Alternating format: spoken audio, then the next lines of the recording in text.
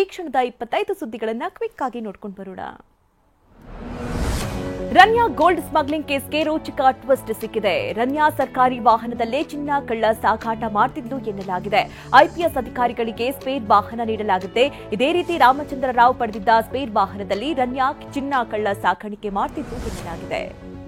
Bale ನಿರೀಕ್ಷೆಯಲ್ಲಿದ್ದ biscuit ಬ್ಯೂಟಿಗೆ court shock ಕೊಟ್ಟಿದೆ. ದುಬೈನಿಂದ ಚಿನ್ನ ಸಾಗಾಟ ಮಾಡಿ ಜೈಲು ಪಾಲಾಗಿರುವ ರನ್ಯಾಗೆ ಜೈಲೇ ಗತಿಯಾಗಿದೆ.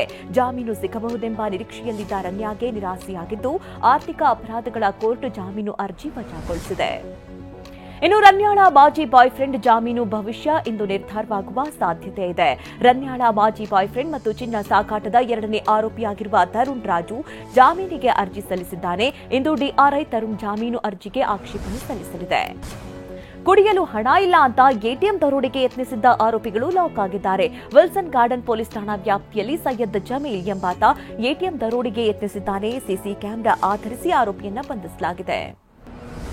ಬೆಂಗಳೂರು ಉಳ್ಳಾಲದಲ್ಲಿ ಸೆಂಟ್ರಿಂಗ್ ಗೋಡೌನ್ನಲ್ಲಿ ಬೆಂಕಿ ಅವಘಡ ಸಂಭವಿಸಿದೆ. ಕಿಡಿಗೇಡಿಗಳು ಕುಡಿದ ಮತ್ತಲ್ಲಿ ಗೋಡೌನ್ಗೆ ಬೆಂಕಿ ಇಟ್ಟಿರುವ ಶಂಕೆ ವ್ಯಕ್ತವಾಗಿದೆ. ಲಕ್ಷಾಂತರ ಮೌಲ್ಯದ ವಸ್ತುಗಳು ಸುಟ್ಟು ಕರಕಲಾಗಿದೆ. ಚಿಕ್ಕಮಗಳೂರು ವಲಯ ಅರಣ್ಯ ವ್ಯಾಪ್ತಿಯ ಹಿರೇಮಗಳೂರು ಡಿಮ್ಡ್ ಫಾರೆಸ್ಟ್ನಲ್ಲಿ ಬೆಂಕಿ ಧಗಧಗಿಸಿದೆ. ಬೆಂಕಿ ಕೆನ್ನಾಲಿಗೆ 2 ಎಕರೆಯವರೆಗೂ ಹೆಚ್ಚು ಪ್ರದೇಶಕ್ಕೆ ವ್ಯಾಪಿಸಿದ್ದು ಸುಟ್ಟು ಭಸ್ಮವಾಗಿದೆ.